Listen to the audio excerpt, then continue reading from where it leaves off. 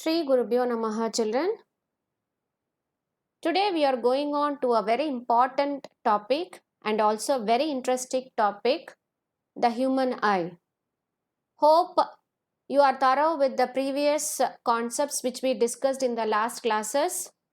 We discussed some very important formulas in the last classes like um, lens formula, lens makers formula, and Cartesian conventions. What are the Cartesian conventions that has to be followed while measuring the image of the object, image of the distance, focal length? So all these things we were learning, and also we were learning about magnification, and also about power of lens. Hope you are very thorough with all these formulas. Now, with this in mind, we are going to continue with the human eye. Now, the human eyes are considered to be very valuable, and among the 5 sense organs, this is considered to be one of the very important sense organ. Out of the 5 senses, eye is considered to be a very important sense organ, because without that you will not be able to see the beautiful world. You will not be able to see what is around us if you are not going to have the vision. Okay, so let us learn about human eye. Okay, so this is the diagram of a human eye. I'm going to explain you first the structure, how the human eye looks, and what are the important parts of an human eye. Okay, to start with, let us talk about the diameter of a human eye. Now let me write the heading. Now here are some informations that I am going to give you. Just make a note of it. So to start with, the diameter of the human eye. So what is the diameter of the human eye? It is approximately 2.3 centimeter, and there is a membrane called sclera, which protects the internal part of the eye. This is considered to be the important thing. Internal, it protects the internal organ, or internal, not organs, parts. Internal parts of the eye is protected by sclera. Okay, now let us move on to the first important part of an eye, which is called as cornea. So where is cornea in the diagram? Here is cornea. So this is cornea. So what is the function of this cornea? Actually, cornea is a thin membrane. It's a thin membrane. Cornea is a thin membrane. Now, which is in the front surface of the eyeball. Okay, and this is the membrane which refracts the light. Now, what is the phenomenon involved? Is refraction. You allow light to enter into our eyes, it gets refracted. So the refraction is done by this cornea. Okay, refraction of light takes place in cornea. So this is the cornea. Okay, the next is iris. Now where is iris? Here, iris. Now iris is considered to be the colored part of the eye. So whenever we talk about iris, iris is nothing but the colored part of a eye. For some people, it appears to be blue in color. For some people, it appears to be brown in color. For some people, so the color varies. So which is considered, this iris is nothing but the colored part of the eye. Now this color differs from person to person. As I said you, some people they may have a blue color, some people they have a brown color. So it is a colored part. Now what is the function of this iris? Now the iris controls, very important word, it controls the amount of light entering our eyes. அதாவது light enters through the pupil. Now the intensity of light or the amount of light is controlled by this iris. Okay, so first part we read about cornea. The second part is iris. Now we go on to the third part, which is called as pupil. So what is this pupil? Now pupil is the center part. Now iris is there. The center part of iris is nothing but you call a pupil. It is just a hole like thing. Now through this hole, light enters into the retina. So retina is the screen like structure in the eye.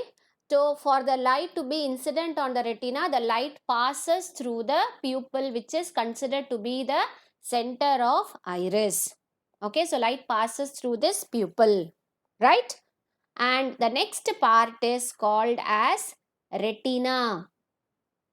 Now retina, in the sense, it acts as a screen, like how when you take a photo, okay, the photo is, the image is captured on a screen. So in our eye, light is falling into the eye and the image is got in the retina. Okay, now this retina lies at the back surface. So this is considered to be the back surface of the eye. Now, and this forms the image. So what type of image is formed in the retina is real and inverted image. Real and inverted image of the object is captured in the retina, which is considered to be the screen. Okay, so very important part of an eye is retina. Okay, so 4 parts we have read so far. One is cornea, second one is iris, third one is pupil, fourth one is retina, and the fifth one is called as ciliary muscles. So where are the ciliary muscles? Here, ciliary body. Now this plays a very very important role, children. What does this actually, this eye lens we were talking about now, which is considered to be the very very important part, eye lens. Okay, eye lens is a convex lens which is there in our eye. Now this eye lens is kept in between, it is exactly kept in between this ciliary muscles. So the ciliary muscles plays a very important role, eye lens and then ciliary muscles. Now ciliary muscles, the focal length of the eye lens is changed by the ciliary muscles. So changes the focal length of the eye lens. Okay, so that is done by ciliary muscles. And what is the type of the eye lens that is present in our eye? It is convex lens. It is convex in nature.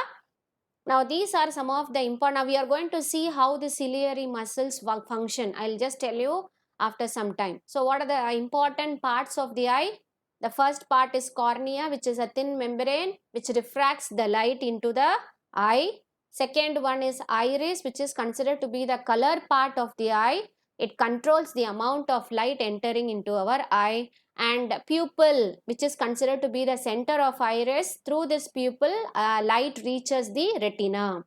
Then comes retina, which is the back surface of the eye, and the image is formed, which is a real and inverted image in the retina.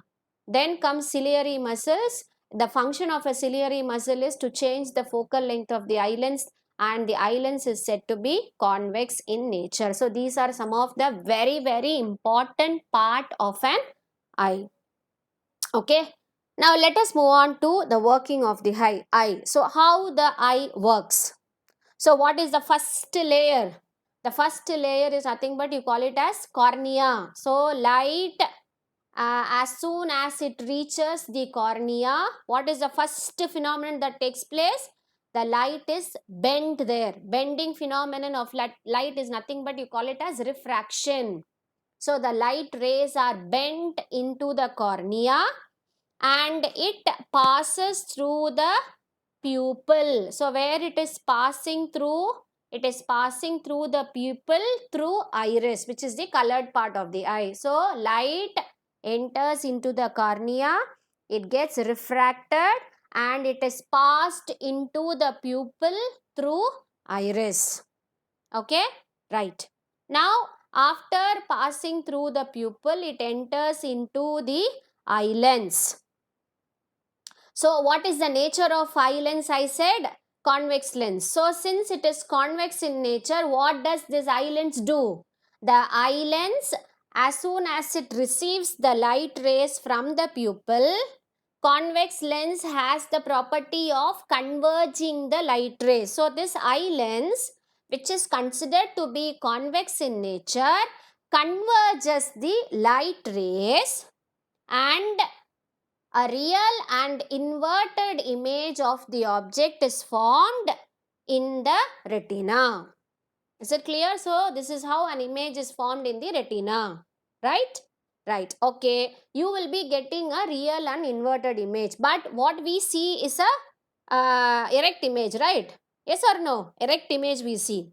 So what is the process taking place here is, now the retina, after it receives the real and inverted image, now that is sent to the brain through optic nerves. Optic nerves are there inside the eye. See here at the last you have what is called as optic nerve. So this optic nerve, what does it do? It transfers the signal, real and inverted images into an erect image, and the brain, when by the time it reaches the brain senses it as an erect image. So optical nerve also play a very important role. Okay, is it clear? So this is about the working of the eye, right? Now let us move on to the next topic, which is called as power of accommodation. Now these are some of the words as far as the structure of eye is concerned. Now what is this power of accommodation?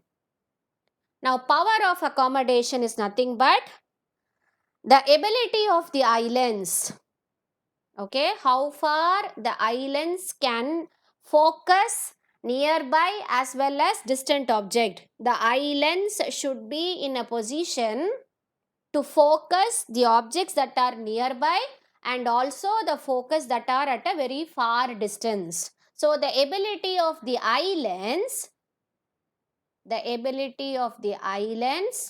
to focus nearby and farther objects, okay, is nothing but you call it as power of accommodation. This is a 1 mark question. They may ask you to define what is power of accommodation. Then you should be able to say this. It is the ability of the eye lens to focus nearby as well as farther objects. Okay, next. So how can you change the focus? Okay, now here to view the nearby objects and farther objects, what has to be adjusted? You have to adjust the lens. Focal length of the convex lens that is there has to be adjusted to have a power of accommodation. So which does that? That is done by ciliary muscles. So I said you, what is the function of the ciliary muscle? It changes the focal length of the eye lens. So now how this ciliary muscles changes the focal length of the lens? Okay, let us see this now. Suppose if we wanted to see the object which are at a farther objects means distant object.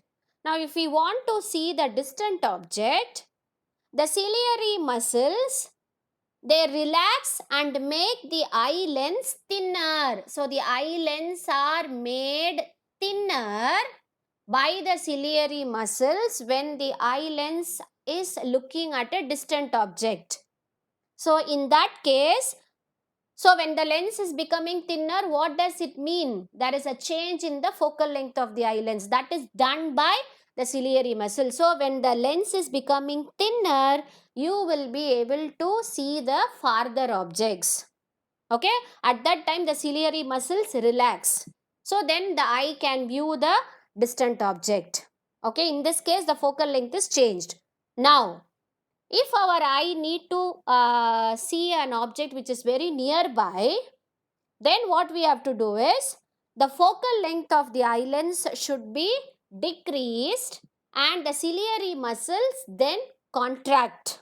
Okay, so what happens now to the lens? The lens become thicker because the ciliary muscles contract and you will be able to see the nearby objects. So the adjustment of the eye lens, that is thickening of the eye lens and thinning of the eye lens, depends on what? The relaxation and contraction of ciliary muscles. So the eye lens, the ability of the eye lens to focus nearby and farther objects is power of accommodation, which is achieved by what? Which is achieved by ciliary muscles. Is it clear, children? Is it clear? It is a very important topic, right? Next. Now, what is persistence of vision? Persistence of vision is, now we are talking about the time interval. Time interval means the time gap. What should be the time gap between two successive light pulses to reach the eye is 0.1 second. So 0.1 second is the persistence of vision. So if this time is not going to be there between two successive light rays, then we will not be able to, so at least there should be a time gap of 0.1 second between the first light and the second light. If this is not going to be there, then we will not be able to see the light rays falling. This is called as persistence of vision.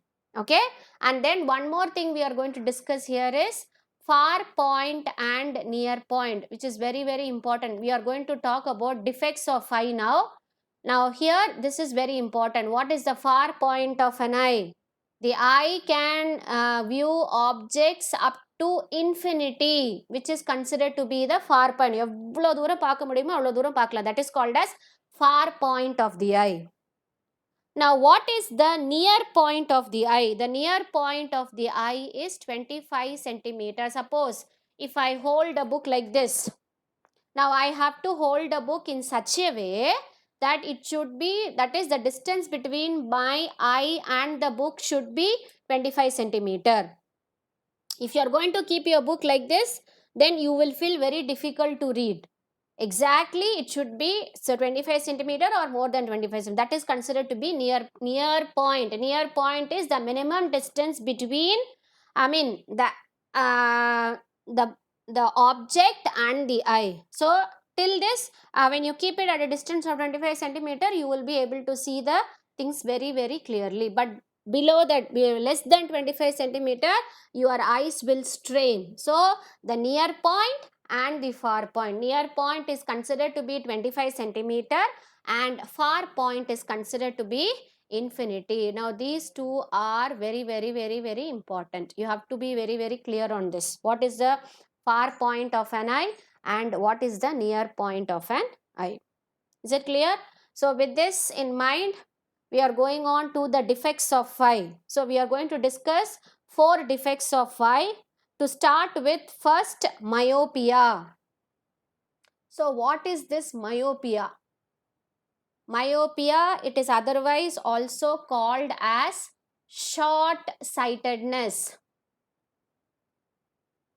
Somebody will be wearing a spectacle. When you go and ask the person, you will say short sight, long sight. Have you heard people saying like that? Short sight, long sight and all.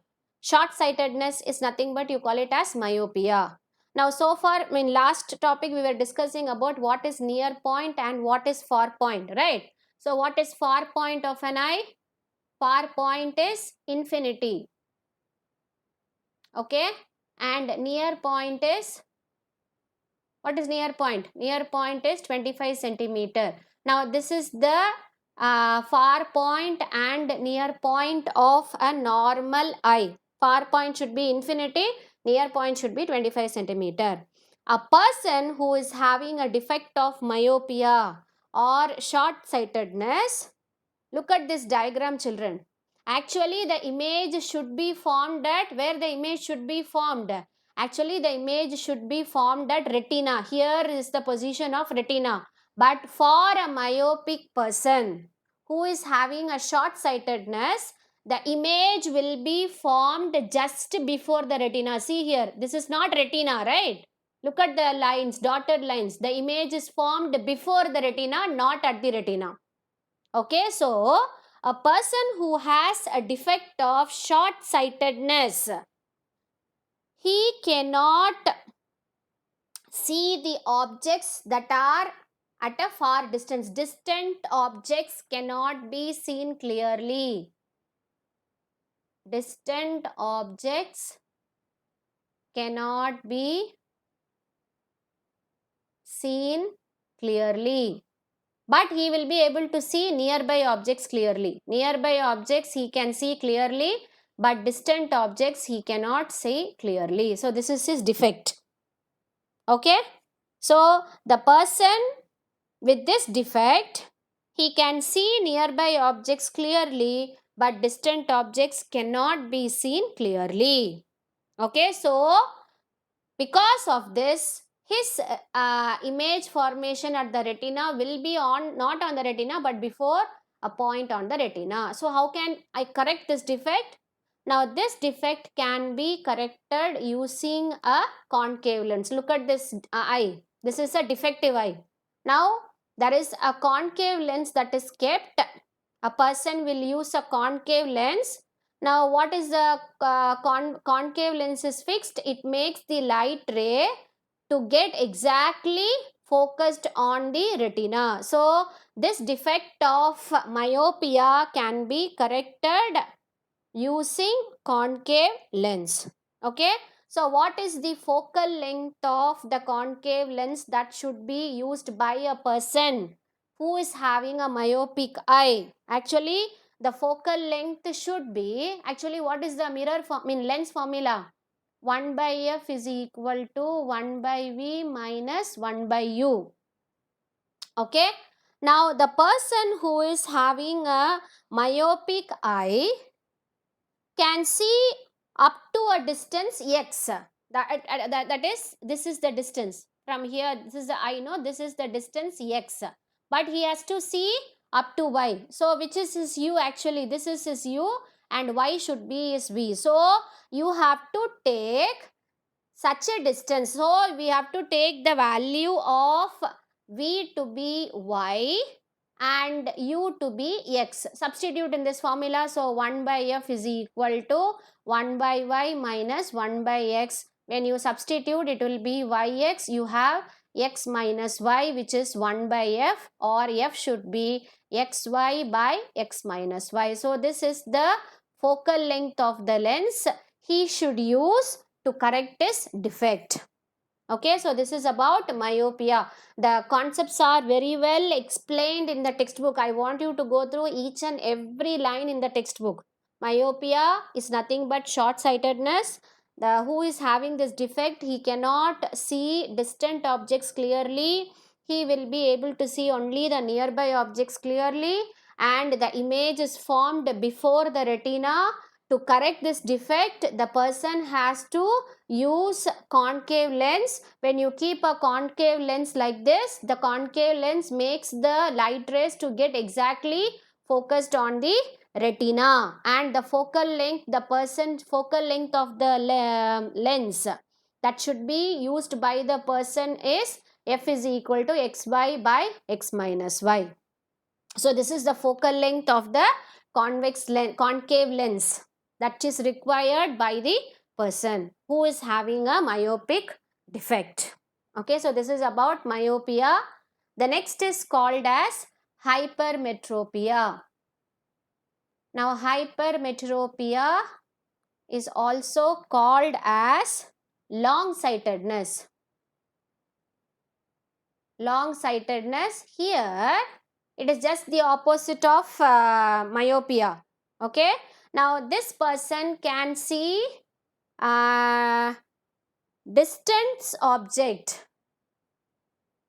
distant objects can be seen clearly. Nearby objects cannot be seen clearly. So a person who is suffering From this defect, he will be able to see the distant object clearly but not nearby objects. Okay, and the image, as far as a hypermetropic eye person is concerned, the image will be formed behind the retina. So see the dotted lines, it is behind the retina. So exactly it should be made to fall on the retina. This is the corrected vision. So what is the lens that is used here? What lens is used to correct this defect? They will go for convex lens. A convex lens is used to correct this defect. Okay, and the near point, as far as this person is concerned, the near point will not be at 25 centimeter. Okay, and the near point would have been moved farther. That is why he is not able to see the nearby objects. Actually, it should be, he should be able to view the object at a distance of 25 centimeter, but he will not be able to view, he will be able to view more than that. So this defect has to be corrected when he uses a convex lens. So convex lens is fixed here, that exactly makes the light ray to fall on the, or the image to fall on the retina. Look at this. The image is not in the retina, beyond retina it goes, because its near point is farther, right? So image also goes farther. So to bring the image exactly to fall on the retina, convex lens is used. So what is the focal length required by that person? It is given by the formula F is equal to D into capital D by D minus D. So what is this small d? Small d is the distance, u distance. U is considered to be small d, v is said to be capital D. Substitute in the focal, once again focal length formula,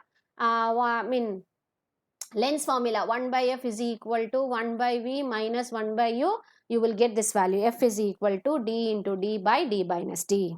Okay, so these are the two main defects of eye. Now two more defects are there. One is called as, the third defect is called as presbyopia. It is called as presbyopia, and the other one is called as astigmatism. Now this presbyopia occurs due to the aging. Now as I said, ciliary muscles, it has got a very important role.